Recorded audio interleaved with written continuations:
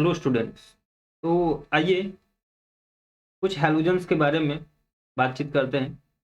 Oxo acids of halogens. First of all हम start करते हैं। As you can see, fluorine जो है, हैलोजन जो हमारा फ्लोरीन है, वो सिर्फ और सिर्फ एक ही ऑक्जो एसिड बनाता है।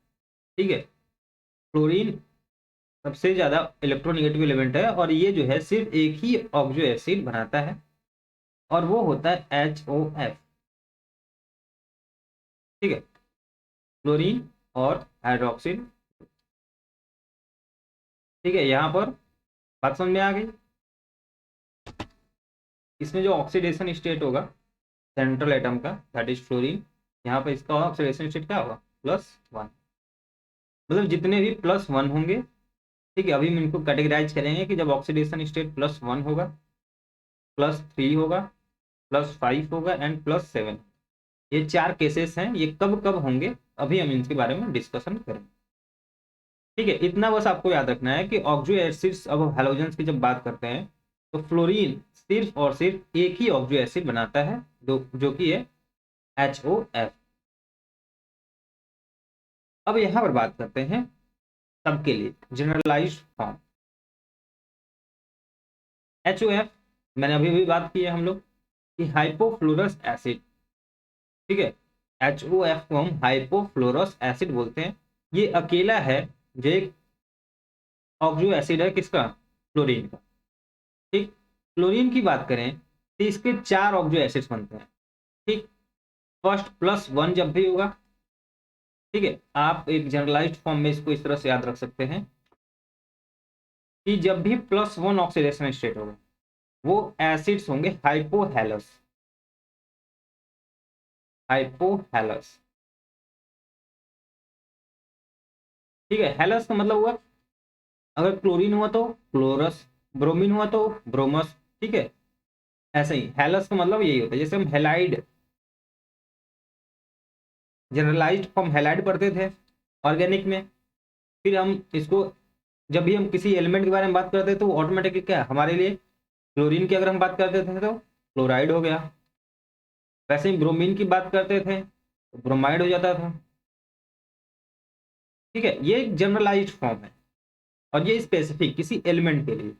वैसा ही यहाँ पर हम जब भी +1 ऑक्सीडेशन स्टेट होगा हम उसे हाइपोहेलस एसिड बोलेंगे। ठीक, सिमिलरली एक और ऑक्सीडेशन स्टेट आएगा आपका +3। बस यहाँ पर क्या करना है आपको, हाइपो, हाइपो वर्ड जो है वहां पर एलिमिनेट कर देना है और ये आपका हेलस एसिड हो जाएगा। ठीक, सिमिलरली +5 आपका हेलिक एसिड हो जाएगा।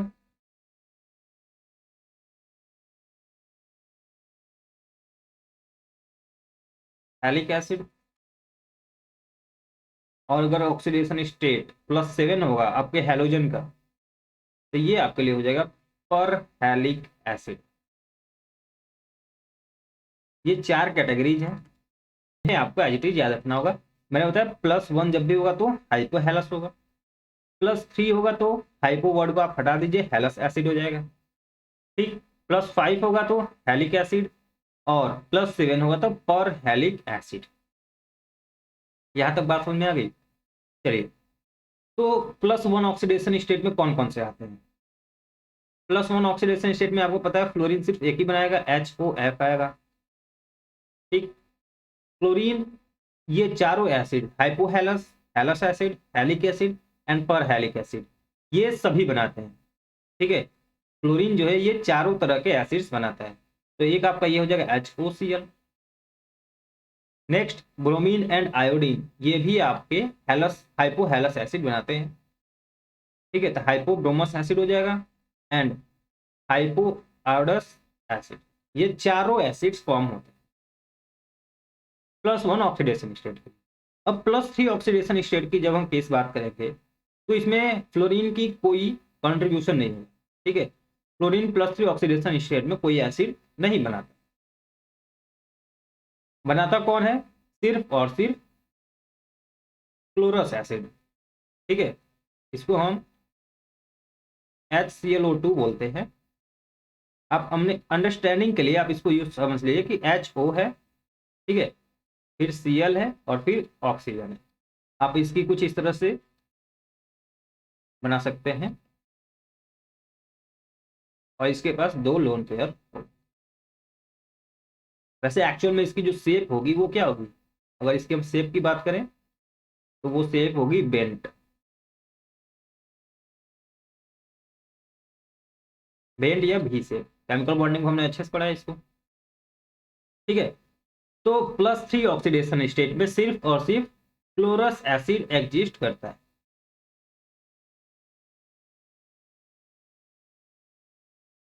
ना ब्रोमस होता है और नहीं आयोडस होता है, ठीक। अब हैलिक एसिड की बात कर लें तो हैलिक एसिड में जैसा कि हमने पहले ही बात कर चुके, फ्लोरीन सिर्फ हाइपोफ्लोरस बनाएगा, तो ये तो हमारे नंबरिंग से बाहर ही हो गया। तो +5 ऑक्सीडेशन स्टेट में जो रेस्ट 3 बनते हैं, ठीक, HClO3, HClO not Cl,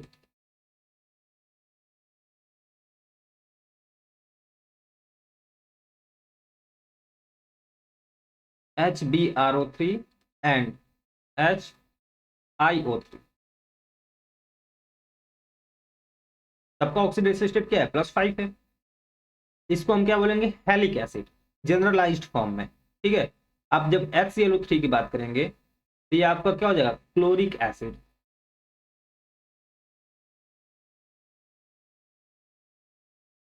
similarly ये हो जाएगा ब्रोमिक एसिड,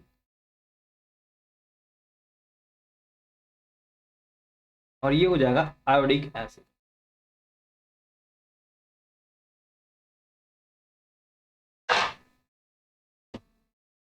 तो ये थी कंप्लीट डिस्कशन ऑफ एसिड्स, ठीक है, ऑक्सो एसिड्स ऑफ हैलोजन। ये उसके कुछ जनरलाइज्ड फॉर्म, जैसा मैंने अभी आपको बताया, ये उन्हीं चीज को हाइपोहेलस एसिड, क्लोरीन के केस में HOF, ठीक है, हाइपोफ्लोरस हो जाएगा, ये क्लोरस, ब्रोमस, आयोडस। फिर मैंने बताया +3 ऑक्सीडेशन स्टेट में फ्लोरीन नहीं बनाता, ठीक है, सिर्फ क्लोरीन फॉर्म करता है। हैलिक एसिड में हम डिस्कशन कर चुके हैं, सिर्फ 3 जो है फ्लोरीन बनाते नहीं, बाकी के तीनों फॉर्म होते हैं, और पर हैलिक एसिड में भी चारों का फॉर्म होता है, HClO4, HbRO4 एंड HiO। तो ये थी समरी ऑफ, या हम कह सकते हैं थ्योरी ऑफ ऑक्सो एसिड, ठीक है। अब बात करते हैं inter halogen compound, reactions of inter halogen compound. Inter halogen compound का मतलब होता है कि 2 डिफरेंट हैलोजन्स एक दूसरे कंबाइन होकर रिएक्शन प्रोड्यूस करेंगे, ठीक है, प्रोडक्ट फॉर्म होगा। इंटर का मतलब होता है अलग अलग, ठीक है, आप पहले भी इंट्रामोलिकुलर इंटरमोलिकुलर रिएक्शन पढ़ चुके हैं। तो inter halogen compounds 2 different halogens react करेंगे और प्रोडक्ट का फॉर्मेशन करेंगे, ठीक। ये प्रोडक्ट का फॉर्मेशन इस तरह से हो सकता है, XX डैश, XX डैश का होल साइज, XX डैश का 5 एंड XX डैश 7। अब बात आती है कि ये X डैश और X क्या है। आप यूं समझ लीजिए कि X जो है वो less electronegative element, and X dash जो है वो मोर इलेक्ट्रोनेगेटिव एलिमेंट है, या फिर आप साइज के बेसिस पर भी देख सकते हैं। बेसिकली इसकी समरी अगर हम बताएं तो आप हैलोजेंस ले लें, fluorine, chlorine, bromine and iodine. अगर हम फ्लोरीन की बात करें, जितने भी हैलोजेंस हैं ये अपने से ऊपर वाले हैलोजन को रिएक्शन होंगे, ठीक है, अपने से ऊपर वाले हैलोजन के साथ, और अपने से नीचे वाले हैलोजन के साथ उनकी रिएक्शन पॉसिबल नहीं हो, ठीक। तो अगर हम फ्लोरीन की बात करें तो फ्लोरीन को अगर आप ध्यान से देखें तो इसके ऊपर तो कोई हैलोजन है ही नहीं, अब कोई हैलोजन है ही नहीं तो ये इसीलिए रिएक्शन होता ही नहीं क्लोरीन के केस में, ठीक।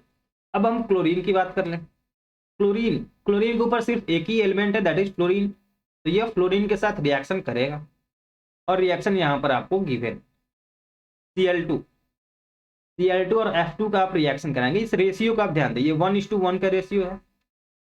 जब 1:1 का रेशियो होगा तब आपको ClF फॉर्म होगा, और जब 1:3 का रेशियो होगा, क्लोरीन 1 और क्लोरीन 3 होगा, 1:3 का रेशियो होगा, तो ClF3 बनेगा। इस रेशियो का आपको ध्यान देना होगा। ये रेशियो लिखा भी मिल सकता है या फिर आपको एक्सेस भी मिल सकता है। अब कुछ लोग सोचेंगे कि अगर ऐसा है तो हम क्यों ना Cl2 + 5F2 लिख दें, और जिससे कि हमारा प्रोडक्ट क्या फॉर्म होना चाहिए, ट्वाइस ऑफ ClF5। बट ऐसा नहीं है, ये प्रोडक्ट जो आप बनाए हैं ये अनस्टेबल होता है at the room temperature. Room temperature पे अनस्टेबल होता है, जैसे ये फॉर्मेशन होती है इमीडिएटली ब्रेक हो जाता है और सब खत्म हो जाता है। ठीक है, इसलिए ये कंपाउंड फॉर्म नहीं होता है। जो स्टेबल कंपाउंड्स फॉर्मेशन होते हैं जो आपके सिलेबस में है वो सारे यहाँ पर लिखे हुए हैं। तो क्लोरीन सिर्फ और सिर्फ क्लोरीन के साथ रिएक्शन करेगा, अपने से नीचे वाले एलिमेंट के साथ रिएक्शन इसकी नहीं होगी। मतलब क्लोरीन ब्रोमीन के साथ रिएक्शन नहीं करेगा और आयोडीन के साथ रिएक्शन नहीं करेगा। अब बात करते हैं ब्रोमीन की।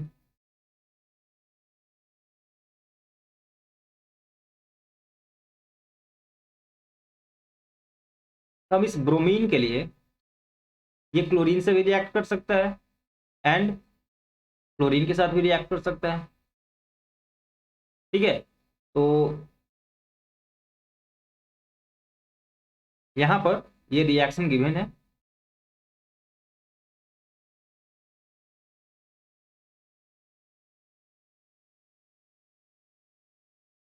जब भी Br2 क्लोरीन के साथ रिएक्शन करेगा, अब देखिए Brf3 में एक कंडीशन है, यहाँ पे Br2 जो है Br3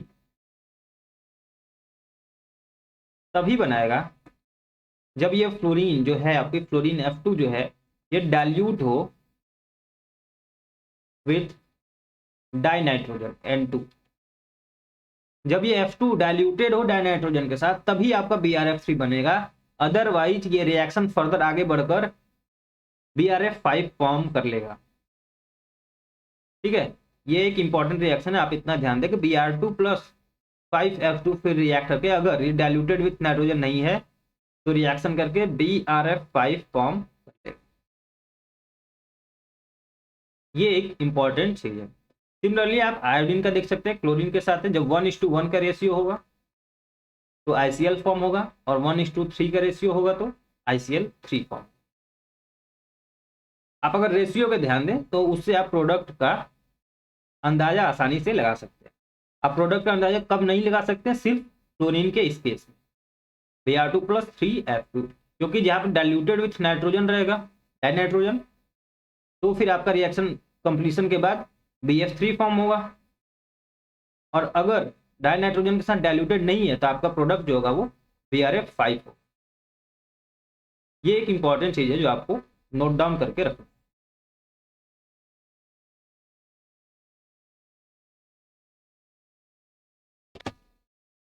यहां तक बात समझ में आ गई। तो अब इसके बाद क्या है, नेक्स्ट एक अपना छोटा सा और टॉपिक है प्रॉपर्टीज एंड यूजेस का, इसकी डिस्कशन कर लेते हैं। ये क्या है, प्रॉपर्टीज क्या है, जितने भी आपके इंटर हैलोजन कंपाउंड्स हैं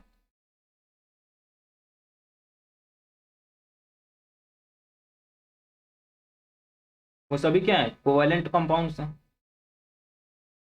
जितने भी इंटर हैलोजन कंपाउंड्स हैं all are covalent in nature and diamagnetic होते हैं। ठीक है, इनमें पैरामैग्नेटिक नेचर नहीं होता, सॉलिड लिक्विड होते हैं जनरली सभी एक्सेप्ट ClF जो कि गैस होता है एट रूम टेम्परेचर। यूजेस की अगर हम बात कर रहे हैं तो जितने भी आपके फ्लोरीन के हैं, ठीक है, फ्लोरीन के जितने भी हैं वो सब फ्लोरीनेटिंग रिएजेंट के काम आते हैं कोई भी रिएक्शन में। ठीक है, जैसे कि आपको अगर याद हो स्वार्ट्स रिएक्शन,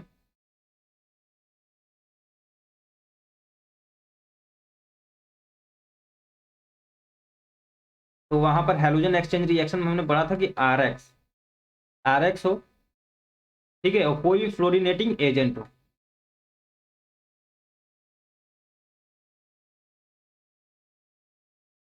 तो यहाँ पर एक्स क्या होता है, रिप्लेस हो जाता है किससे, फ्लोरीन से, आर एफ हो जाता है।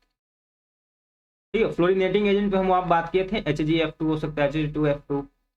ठीक है, और भी हमने बात किए थे फ्लोराइड्स की, वो फ्लोरिनेटिंग एजेंट का यहाँ पर क्या होता है, यूजेस होता है। एंड जो इंटर हैलोजन कंपाउंड्स है, इनका एक और यूज है, वो है as a solvent, non aqueous solvent, used as non aqueous solvent. तो इतनी चीजें आपको inter halogen compounds and oxyacids of halogens के बारे में जानना था। तो आई होप आपको समझ में आ गया होगा। यहाँ तक बात समझ में आ गई। चलिए एक और थोड़ा सा डिस्कशन कर लेते हैं। अब जैसे कि मैंने अभी बताया था आपको कि फ्लोरीन, क्लोरीन, ब्रोमीन, आयोडीन है। ठीक है, फ्लोरीन रिएक्शन नहीं करेगा क्योंकि इसके ऊपर एलिमेंट्स कोई है ही नहीं। फ्लोरीन फ्लोरीन के साथ रिएक्शन करेगा, ब्रोमीन क्लोरीन से भी कर सकता है और फ्लोरीन से भी, एंड आयोडीन इन तीनों से रिएक्शन कर सकता है। कई बार आपको क्वेश्चन ऐसे मिल सकते हैं, कई बार आपको ऐसे क्वेश्चंस मिल सकते हैं कि ये जो रिएक्शंस हैं ये फिजिबल है कि नहीं,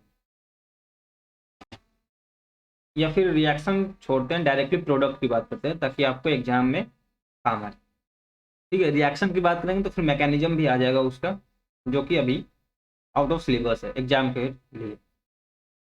तो मान लीजिए आपको ऐसे क्वेश्चंस मिल जाए कि which of the following products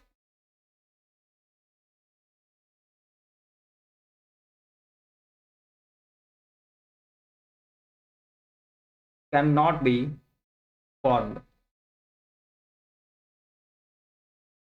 ठीक है, आपके चार ऑप्शंस हो जाएंगे, like ClF3, FCl3, BrCl3 and D, Br, not Br,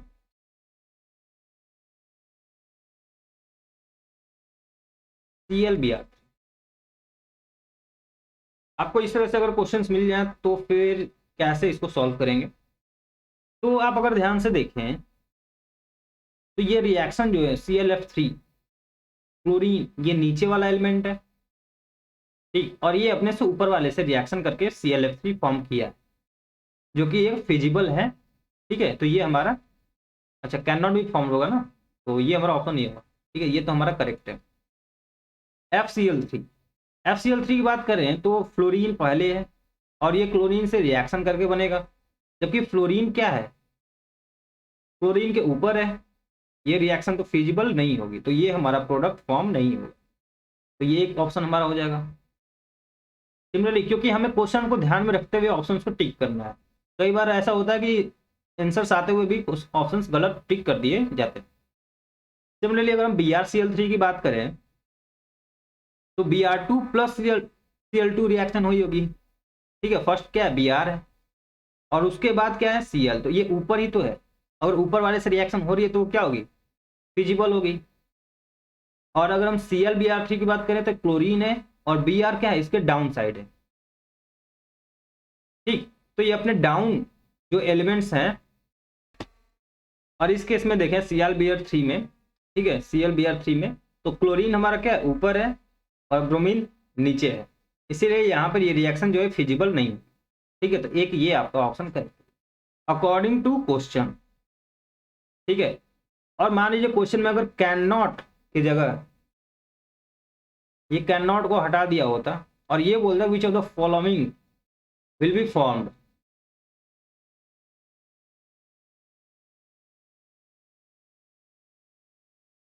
will be formed, तो फिर आपके ये आंसर्स नहीं होते। ठीक है, फिर आपका आंसर कौन होता, ए होता और सी। तो इस तरह के क्वेश्चन से सावधान रहें। And thank you so much.